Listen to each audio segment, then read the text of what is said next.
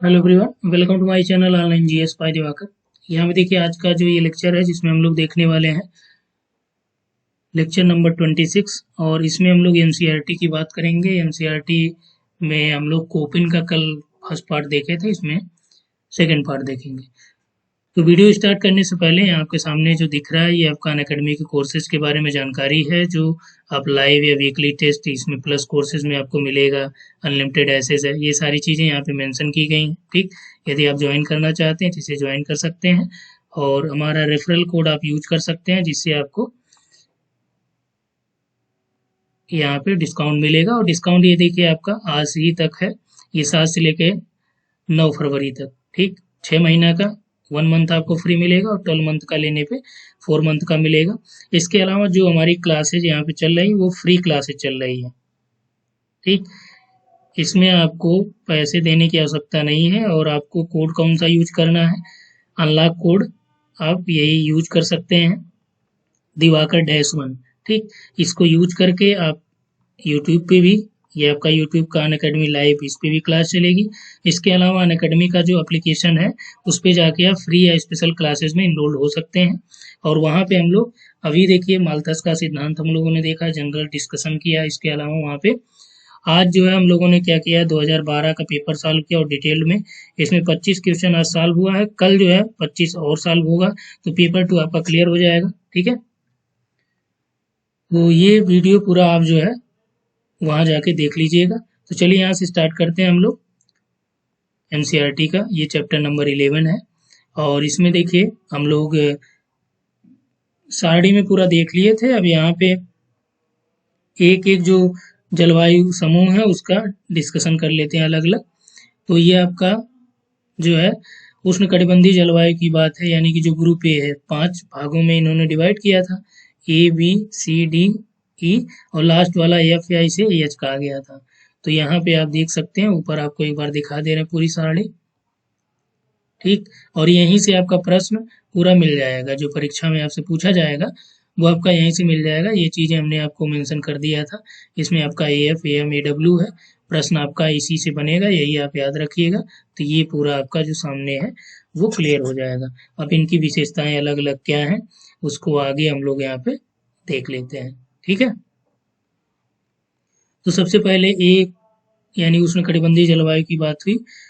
तो ए यानी कि क्या है, ये ट्रॉपिकल क्लाइमेट को प्रदर्शित कर रहा है। ठीक है, अब यहाँ पे उष्णकटिबंधीय आर्द्र जलवायु कर्क रेखा और मकर रेखा के बीच पाई जाती थी। ये कहाँ पे है आपका, ये आपका इक्वेटर हो गया, ये 23.5 डिग्री, और ये 23.5 डिग्री साउथ, ये आपका नॉर्थ। ठीक, इनके क्या होगी, ये बीच में पाई जाएगी। संपूर्ण वर्ष यहाँ पे क्या होता है, सूर्य जो है ऊर्ध्व होता है, यानी वर्टिकल सूर्य की किरणें पड़ती हैं। और अंतर उष्णकटिबंधीय अपसरण क्षेत्र की उपस्थिति यानी ITCZ, inter tropical convergence zone की उपस्थिति जो है यहाँ पे हमेशा बनी रहती है। ठीक, तो उष्णकटिबंधीय बात हुई। यहाँ पे देखिए ऊपर आ जाते हैं हम लोग, यहाँ पे है कि ITCZ यहाँ पे हमेशा जो है वर्ष भर बना रहता है। यहाँ की जलवायु उष्ण और आर्द्र रहती है, क्योंकि किस वजह से ये रहती है, जब सन की लाइट यहाँ पे आपका वर्टिकल पड़ेगी, सीधी पड़ेगी। ITCZ यहाँ पे भी, ITCZ यहाँ पे डिमांड रहेगा, तो इस कारण से जलवायु यहाँ की गर्म और आर्द्र बनी रहती है। यहाँ वार्षिक तापांतर बहुत कम पाया जाता है, ध्यान रखिएगा। यह वर्षा यहाँ पे अधिक होती है और तापांतर कम पाया जाता है। जलवायु के इस कटिबंधीय समूह को 3 प्रकार में डिवाइड किया गया है। एक आपका AF है, उष्णकटिबंधीय आर्द्र जलवायु। AM आपका जो है ये उष्णकटिबंधीय मानसूनी जलवायु। AW आपका ये क्या है, उष्णकटिबंधीय आर्द्र जलवायु, जिसमें जो है शीत ऋतु क्या होती है, शुष्क होती है, यानी कि यहाँ पे ग्रीष्म ऋतु में वर्षा होगी। ग्रीष्म जो है ये वर्षा वाली ऋतु होगी।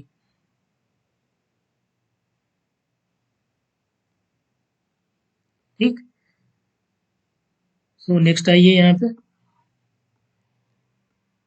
अब AF का एक एक करके डिटेल देख लीजिए। ए में आपने देख ही लिया। अब यहाँ पे AF देखिए, 3 टाइप है, AF, AM, AW।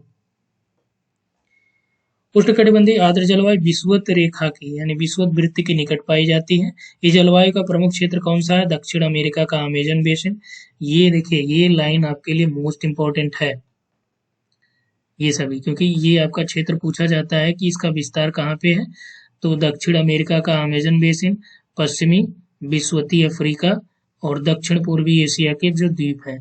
वर्ष के प्रत्येक माह में दोपहर के बाद यहाँ पे क्या होता है, गरज और बौछारों के साथ वर्षा प्राप्त होती है। तापमान समान रूप से ऊंचा और वार्षिक तापांतर यहाँ पे क्या होता है, नगण्य होता है, वो आपने देखा ही। किसी भी दिन अधिकतम जो तापमान होता है 30 डिग्री होता है और न्यूनतम जो है ये आपका 20 डिग्री होता है।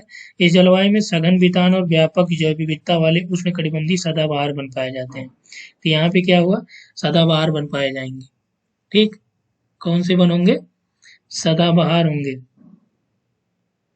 तो चलिए यहाँ से हम लोग कुछ इंपॉर्टेंट पॉइंट्स नोट कर लेते हैं। जो पॉइंट्स यहाँ पे मिलेगा उसको आप नोट डाउन कर लीजिएगा। चलिए एएफ की बात कर रहे हैं हम लोग। ठीक, एएफ आपका क्या है, ये इक्वेटर के निकट पाया जाता है। इसके अलावा एरिया कौन सा है, देखिए साउथ अमेरिका अमेजन बेसिन वाला क्षेत्र। उसके अलावा आपका जो वेस्टर्न इक्वेटर यानी कि पश्चिमी विषुवतीय अफ्रीका। अभी फिगर भी हम आपको यहाँ पे दिखा देंगे।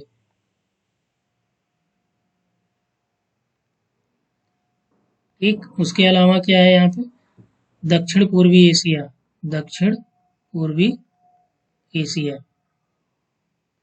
और विशेषता और क्या है यहाँ पे, दोपहर के बाद वर्षा, दोपहर के बाद वर्षा। देखिए ये चूंकि पेन टाइप पे अभी उतना फ्लुएंट ये लिखने में नहीं आ रहा है, नहीं तो ऐसे आपको क्या करना, नोट्स आप ऐसे बनाया करिए। दोपहर के बाद वर्षा, वर्षा कैसी होगी, गरज और बौछारों के साथ। ठीक, गरज और बौछारें के साथ होगी। तापांतर यहाँ पे क्या होता है, तापांतर आपका नगण्य होगा। ठीक, जो टेम्परेचर जो है मैक्सिमम आपका 30 डिग्री और मिनिमम आपका कितना रहेगा, 20 डिग्री। ठीक, वृक्षों की प्रजाति कैसी रहेगी, सदाबहार वन। चलिए फिगर यहाँ पे आप ऐड कर सकते हैं, जैसे आप मुख्य परीक्षा में लिखेंगे तो ऐसे ही लिख सकते हैं, बस पॉइंट वाइज करके। और फिगर आपको क्या बनाना है, चलिए फिगर आप कोशिश कीजिए कि 1 मिनट में आप कम से कम फिगर बनाइए। नहीं पूरा सही हो रहा है तो कम से कम ये पता लगे कि हाँ आपने ये बनाया है। ठीक है, इसके अलावा देखिए यहाँ पे हम लोग भूमध्य सागर को बना लेते हैं और यहाँ आ जाते हैं, ये आपका हो गया। और ये वाला ऐसे यहाँ पे आपका हो जाएगा इंडोनेशिया, इधर मलेशिया वगैरह हो गया। यहाँ पे आप जो है ऑस्ट्रेलिया को बना लीजिए, ये आपका मेडागास्कर हो गया, ये श्रीलंका हो गया। ठीक, अब यहाँ पे जो आपसे पूछा जा रहा है कौन कौन सा एरिया में आता है, दक्षिण अमेरिका का अमेजन वाला। तो अमेजन आपका देखिए अमेजन बेसिन, ये वाले क्षेत्र में क्या होगा, एएफ टाइप की क्लाइमेट होगी। उसके बाद देखिए पश्चिमी विषुवतीय अफ्रीका, तो ये पश्चिमी हो गया, लेकिन कौन सा अफ्रीका, विषुवती। देखिए यहाँ पे आपका जो विषुवत रेखा जाएगी कहाँ से जाएगी, यहाँ से जाएगी। ठीक, और नीचे से जाती है। तो यहाँ पे एक रफ में बनाया गया, रफ में फिगर, तो आप ऐसे भी लगा सकते हैं, तो उसमें परेशान होने की आवश्यकता नहीं है। तो यहाँ पे देखिए स्केल पे मैप है नहीं, तो इसलिए आपको परेशान होने की जरूरत नहीं। बस यहाँ पे मेरा ये मानना है कि आप यही चीजें दिखा देंगे वहाँ पे। और यहाँ पे देखिए कौन सा एरिया हो गया, पश्चिमी विषुवतीय अफ्रीका वाला रीजन हो गया, विषुवत रेखा के आसपास जो है अफ्रीका वाला और पश्चिमी पार्ट। ठीक, ये वाला पार्ट।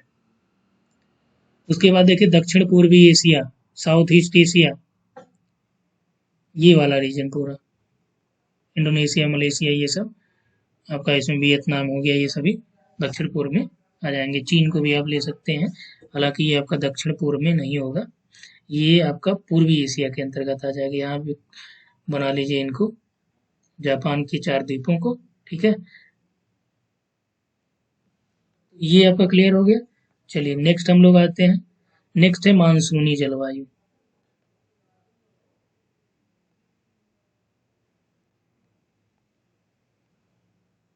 मानसूनी जलवायु, और यहाँ पे हम लोग बात करेंगे इसका जो सिंबल है AM है, ठीक। मानसूनी जलवायु कहाँ पे है? भारतीय उपमहाद्वीप में, दक्षिण अमेरिका के उत्तर पूर्वी भाग में और उत्तरी ऑस्ट्रेलिया में पाई जाती है। भारी वर्षा यहाँ पे होती है, अधिकतर गर्मियों में वर्षा प्राप्त होगी। तो इसकी विशेषता क्या होगी? गर्मियों में वर्षा होगी। शीत ऋतु यहाँ पे शुष्क रहती है और जलवायु के इस प्रकार का जो वर्णन है वो भारत का भूगोल, जो ये भी आपका 11th क्लास का ही है। तो यहाँ पे क्या समझे आप कि ये कहाँ पाई जाती है? इंडिया में, भारतीय उपमहाद्वीप हो गया, इंडियन पेनिनसुला। इसके बाद देखिए साउथ अमेरिका का जो नॉर्थ ईस्ट वाला पार्ट हो गया, साउथ अमेरिका का नॉर्थ ईस्ट वाला पार्ट कौन सा हो जाएगा? उत्तर और पूर्वी, ये ब्राजील, ठीक। उसके अलावा उत्तरी ऑस्ट्रेलिया, उत्तरी ऑस्ट्रेलिया में देखिए ये आपका उत्तर वाला पार्ट, यहाँ पे आपका उष्णकटिबंधीय मानसूनी जलवायु होती है। नेक्स्ट आइए यहाँ पे देखते हैं, AW की बात कर रहा है, उष्णकटिबंधीय आर्द्र शुष्क जलवायु, AW।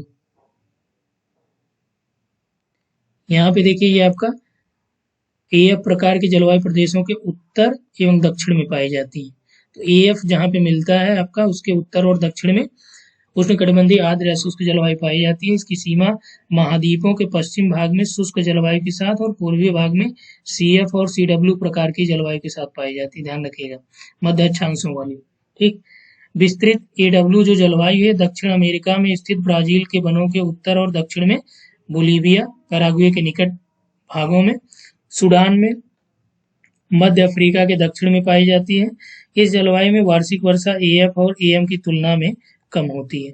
AF में सबसे ज्यादा होगी, AM में कम होगी मानसूनी जलवायु में, ठीक। तो आर्द्र ऋतु यहाँ पे छोटी होती है, शुष्क ऋतु यहाँ पे आर्द्र ऋतु छोटी और शुष्क ऋतु भीषण और लंबी होती है, यानी कि शुष्क ऋतु यहाँ पे ज्यादा बड़ी होती है। और यहाँ पे क्या पॉइंट दिया है कि तापमान यहाँ पे क्या होता है? वर्ष भर ऊंचा रहता है।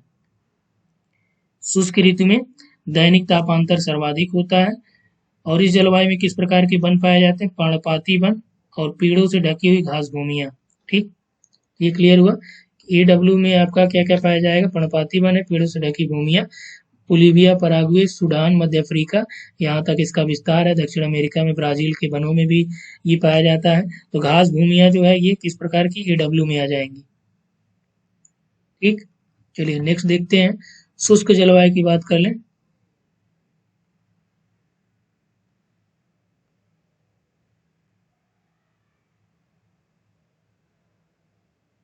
चलिए यहाँ पे चूंकि एक तरफ कर दिए हैं इसको, यहाँ पे आप नोट्स भी लिख सकते हैं।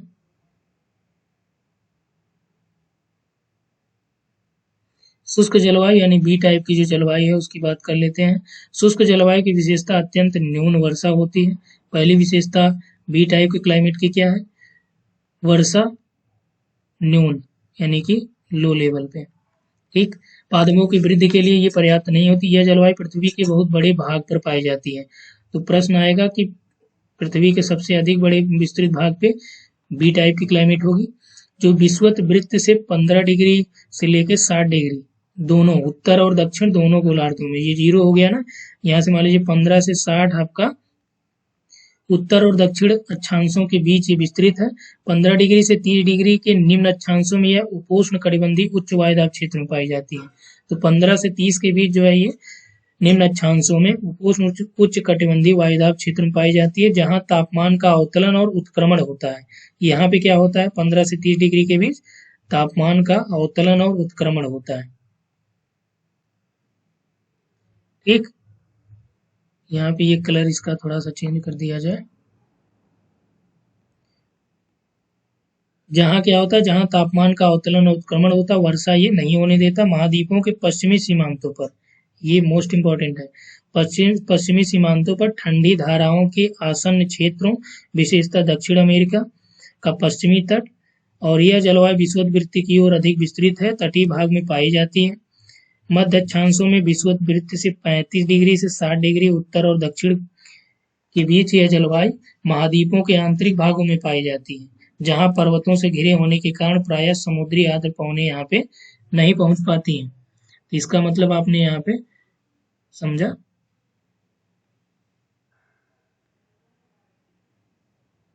ठीक, तो यहाँ पे ये कह रहा है कि पृथ्वी के बड़े भागों भूभागों में पाई जाती है और विषुवत वृत्त से आपका ये 15 डिग्री से लेकर 60 डिग्री के बीच नॉर्थ और साउथ लैटिट्यूड में, ठीक। 15 से 30 डिग्री के बीच जो ये आपका निम्न अक्षांशों में उच्च वायुदाब यानी हाई प्रेशर के रूप में देखी जाती है, क्योंकि यहाँ पे क्या होता है, टेम्परेचर और तापमान का अवतलन होता है, कम होना और उत्क्रमण यानी ज़्यादा होना, और इसकी वजह से ये वर्षा नहीं होने देता है। और ये आपका कॉन्टिनेंट के वेस्ट पार्ट में यानी कि पश्चिमी भागों में, पश्चिमी सीमांतों में पाया जाता है।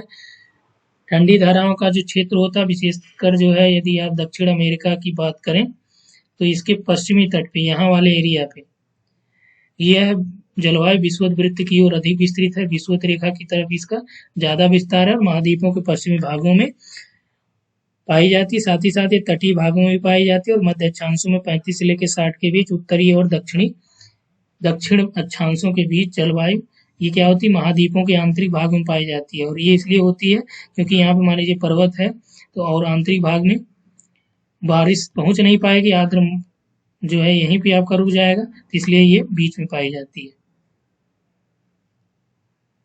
ठीक, तो यहाँ से आप नोट डाउन कर लीजिएगा इन पॉइंट्स को। इसके बाद आपका देखिए बी हो चुका है। अब बी में देखिए अलग अलग टाइप्स भी आपको पढ़ने पड़ेंगे। तो यहाँ पे आपका जो दिया गया है, शुष्क जलवायु को स्टेपी अथवा अर्ध शुष्क जलवायु यानी BS, जो आपका बी है इसको BS और BW में डिवाइड किया जाता है। और वहीं हमने आपको शुरुआत में ही बताया था, BS जब आए तो आप क्या करिएगा, स्टेपी समझिएगा, S से स्टेपी, और W आया तो W का मतलब आप मरुस्थल समझिएगा। ठीक, इसके आगे 15 डिग्री से 35 डिग्री अक्षांशों के बीच उपोष्ण कटिबंधीय स्टेपी, और 15 डिग्री से 35 डिग्री के बीच जो है आपका BSH, कैपिटल SH। ठीक, ये आपका क्या है कि ये उपोष्ण मध्य अक्षांश वाला उपोष्ण कटिबंधीय जलवायु और उपोष्ण कटिबंधीय मरुस्थल में आपका BWH। 35 से 60 के बीच क्या होगा, 35 से 60 के बीच जो है ये आपका मध्य अक्षांशी स्टेपी कही जाती हैं, BSK कही जाती हैं, और मध्य अक्षांशी मरुस्थल BWK होती हैं। ठीक है, तो ये आप ध्यान रखिएगा कितने से कितने डिग्री के बीच। BSH एवं BWH जलवायु, तो यहाँ पे देखिए BSH और BWH जलवायु में वर्षण और तापमान के लक्षण तो एक समान होते हैं, लेकिन आर्द्र और शुष्क जलवायु के संक्रमण क्षेत्र में अवस्थित होने के कारण उपोष्ण कटिबंधीय स्टेपी जलवायु में जो ये मरुस्थलीय जलवायु है, मरुस्थलीय जलवायु की अपेक्षा वर्षा थोड़ी ज्यादा होती है। ठीक, स्टेपी वाले क्षेत्र में क्या होगी, वर्षा मरुस्थलीय जलवायु की अपेक्षा ज्यादा होगी, जो विरल घास भूमियों के लिए पर्याप्त होती है। तो घास भूमियां भी यहाँ पे विस्तृत होती हैं। वर्षा दोनों ही जलवायु में परिवर्तनशीलता लिए होती है, और वर्षा की परिवर्तनशीलता मरुस्थल की अपेक्षा स्टेपी में जीवन को अधिक प्रभाव डालती है। इससे कई बार अकाल की स्थिति भी हो जाती है। मरुस्थलों में वर्षा थोड़ी लेकिन गरज और तीव्र बौछारें के रूप में होती है, जो मृदा में नमी पैदा करने में अप्रभावी सिद्ध होती है। ठंडी धाराओं तापमान लगते तटीय मरुस्थलों में कोहरा एक आम बात होती है, यानी ठंडी धाराओं की वजह से क्या है कि कोहरा होता है मरुस्थलों में। और ग्रीष्म ऋतु में अधिकतम तापमान यहाँ पे पहुंच जाता है। लीबिया का अल अजीजिया जो है 13 सितंबर 1922 को सबसे ज्यादा तापमान अंकित किया गया था, 58 डिग्री सेल्सियस। और इस जलवायु में वार्षिक और दैनिक तापांतर भी अधिक होता है। तो ध्यान रखिएगा जो बी टाइप की जलवायु है, यहाँ पे आपका वार्षिक और दैनिक दोनों तापांतर क्या है, मैक्सिमम होंगे। ठीक, जब आपसे प्रश्न पूछा जाए, तापांतर कई बार प्रश्न पूछे गए हैं।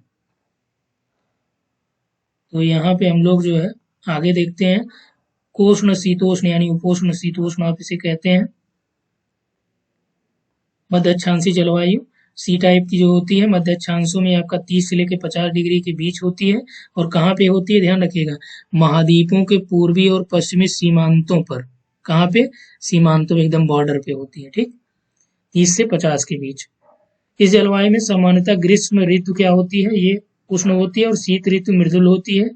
इस जलवायु को 4 प्रकारों में डिवाइड किया जाता है। आर्द्र उपोष्ण कटिबंधीय, अर्थात कि यहाँ पे सर्दियों में शुष्क और गर्मियों में उष्ण, CWA, सी को आपका CWA के रूप में। ठीक, उसके बाद सी को ही सी एस यानी भूमध्य सागरीय जो जलवायु है। और तीसरा इसका टाइप है आर्द्र उपोष्ण कटिबंधीय, यानी कि शुष्क ऋतु की यहाँ पे अनुपस्थिति होती है और शीत ऋतु यहाँ पे होती है, और वो है आपका CFA। और सबसे लास्ट है समुद्री पश्चिम तटीय जलवायु, CFB। ठीक है, ये इनका क्लासिफिकेशन है अलग अलग। और इसके बाद हम लोग आ जाते हैं यहाँ पे, देखिए ये तो कंप्लीट हो गया। नेक्स्ट पेज पे चलते हैं। ये आपका CWA को डिफाइन कर लेते हैं। CWA क्या है कि ये आर्द्र है यानी वेट, और उपोष्ण कटिबंधीय जलवायु, ये आपका कर्क और मकर रेखा से ध्रुवों की ओर मुख्यतः भारत के उत्तर के विशाल मैदान में। तो ध्यान रखिएगा, गंगा का विशाल मैदान में कौन सी जलवायु आएगी, CWA। और दक्षिण चीन का जो आंतरिक मैदान है वहां पे भी यह जलवायु AW जैसी ही है। AW यानी कि जो आपका उष्णकटिबंधीय आर्द्र जलवायु थी, केवल इतना अंतर है कि इसमें सर्दियों का तापमान जो है उष्ण होता है और यहाँ पे आपका आर्द्र होता है। तो CWA और AW में बहुत विशेष अंतर नहीं है। और CWA कहाँ पाई जाएगी, भारत के उत्तर के विशाल मैदान में। ठीक है, आगे देखिए CS टाइप की है, जैसा कि नाम से स्पष्ट है, भूमध्य सागरीय जलवायु। तो भूमध्य सागर के चारों ओर उपोष्ण कटिबंध से 30 डिग्री से 40 डिग्री अक्षांशों के बीच महाद्वीपों के पश्चिमी तट में, ध्यान रखिएगा, महाद्वीपों के पश्चिमी तट में। और ये आप अक्षांश याद रखिए, 30 से लेके 40 डिग्री अक्षांशों के बीच महाद्वीपों के पश्चिमी भागों में ये पाई जाती हैं। और क्या है, कैलिफोर्निया में भी ये होती, ये सबसे ज्यादा प्रश्न आपसे यहीं पूछे गए हैं। ये भी विकल्प में देता है, शीतोष्ण जलवायु पाई जाती है मध्य कैलिफोर्निया में भी, मध्य चिली में, ऑस्ट्रेलिया के दक्षिण पूर्वी क्षेत्रों में। ऑस्ट्रेलिया आपका है, इसका दक्षिण और पूर्वी क्षेत्र में आपका पाई जाएंगे। ठीक,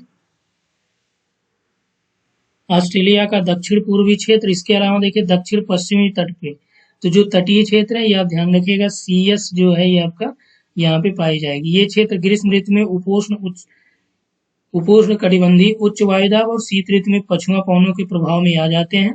इस प्रकार उष्ण शुष्क गर्मियों में, उष्ण और शुष्क जो है ये गर्मियों में होता है, मृदु और वर्षा युक्त आपका सर्दियों में। इस जलवायु की प्रमुख विशेषता है, ये ध्यान रखिएगा कि ये वर्षा कब होती है, शीत ऋतु में यहाँ पे वर्षा होगी।